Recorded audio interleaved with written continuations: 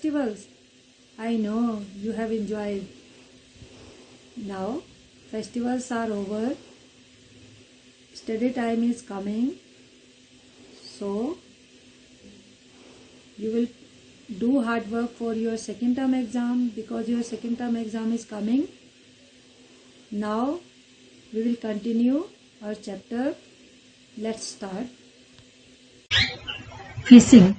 It is a cybercrime in which a target or targets are contacted by email, telephone or text messages by someone posing as a legitimate institution to lure individual into providing sensitive data such as personally identifiable information, banking information and credit card details and passwords.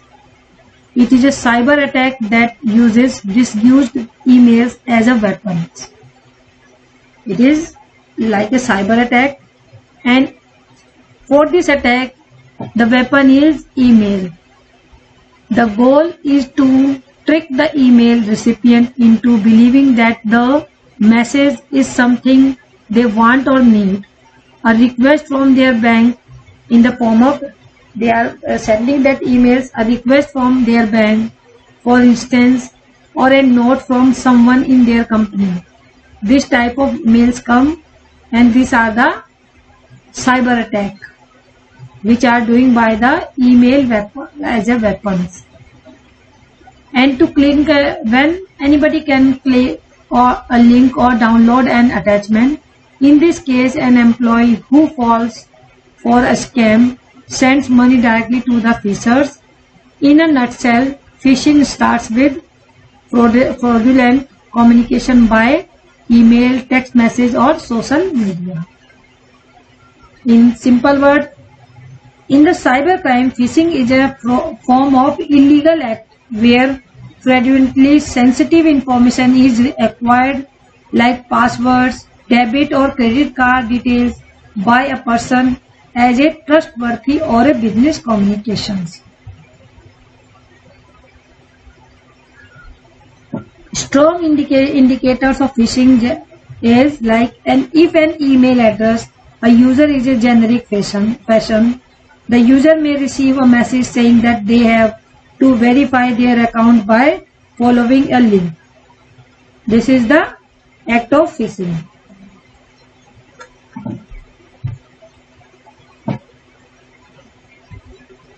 Now next is spam.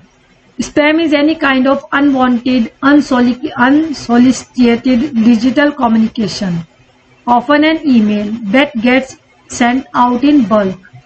Spam can also be found on internet forum, text messages, blog comments and social media. Email spam, however, is by far the most prevalent and often the most threatening to consumers.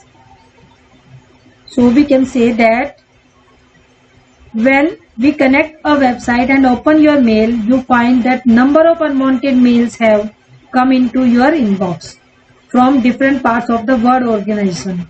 Sometimes the titles of these messages are very fascinating. In fact, these titles compel you to read the mails or messages. Means forcefully you will open that. These unwanted messages of mailbox are called spam. It is an attempt to force the message on people who would not otherwise choose to receive it. Different ways. How can we stop spam? Nowadays that you are informed about spam, here are some tips on how can you stop spam. First, don't respond to spam. If you get this type of email, junk mail, unwanted mail, you will not respond on them. Turn your spam filter on. You will on your spam filter from your computer, from your internet. Turn macros off. Learn how macros means you will off that services which are coming unwanted. We don't want to open that, to turn off that type of macros. Learn how to spot phishing emails. Use multi-factor authentications. Install cyber security. You will install cyber security in your computer system also. Now next is software piracy. It is committed by simply downloading or copyright a program that a user has not paid for. Since computer programs are stored in a digital format, they are easy to copy and reproduce. For example, a game may be burned to a CD and transferred to the computer of an individual who was not paid for the program. That is known as the software piracy. In simple words, when you purchase an original software, you become a licensed user.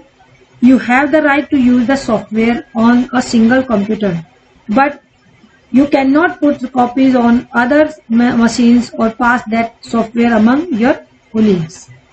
Thus, piracy comes in the way in terms of illegal distributions. The process of making copies of software without buying the appropriate license or copyright, it is known as software piracy. Ways to avoid piracy. First we will know about the different types of software piracy. First is shoplifting, browsing and installing a copy of software application from a colleague. Second, client server overuse, installing more copies of the software than you have license of. 4. Third, hard disk loading, installing and selling unauthorized copies of software on refurbished or new computers.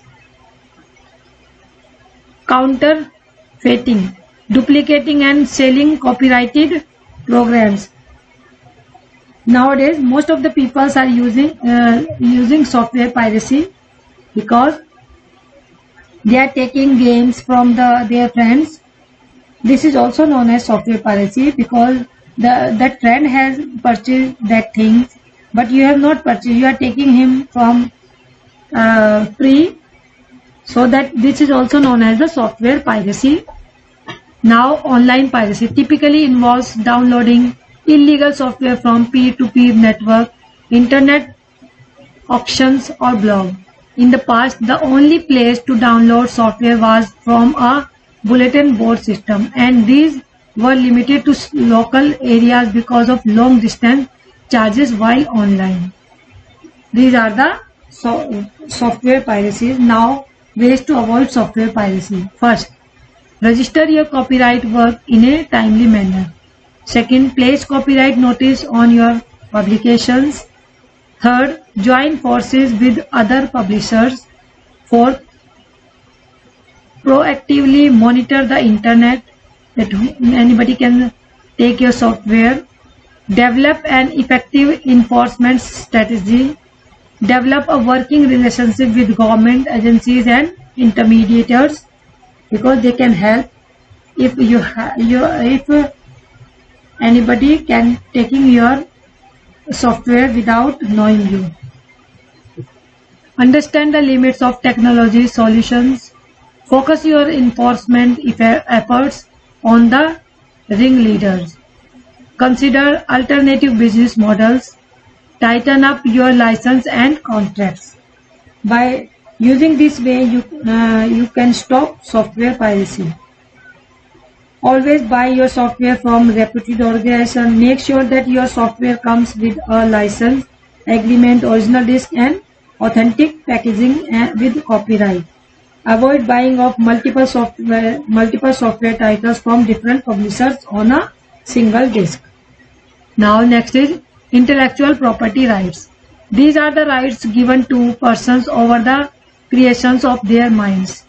They usually give the creator an exclusive right over the use of his/her creations for a certain period of time. These are known as the intellectual property rights. Means ownership of ideas. Which is created by using skills and mental ability of the person. The development of software mainly requires the mental ability of creating first-hand knowledge, which is unique. Now, different types of intellectual properties. First is copyright. Copyright is a legal term used to describe the rights that creators have over their literacy and artistic works. Work covered by copyright range from books, music, painting, sculpture and films to computer programs, also databases, advertisement, maps and technical drawings also.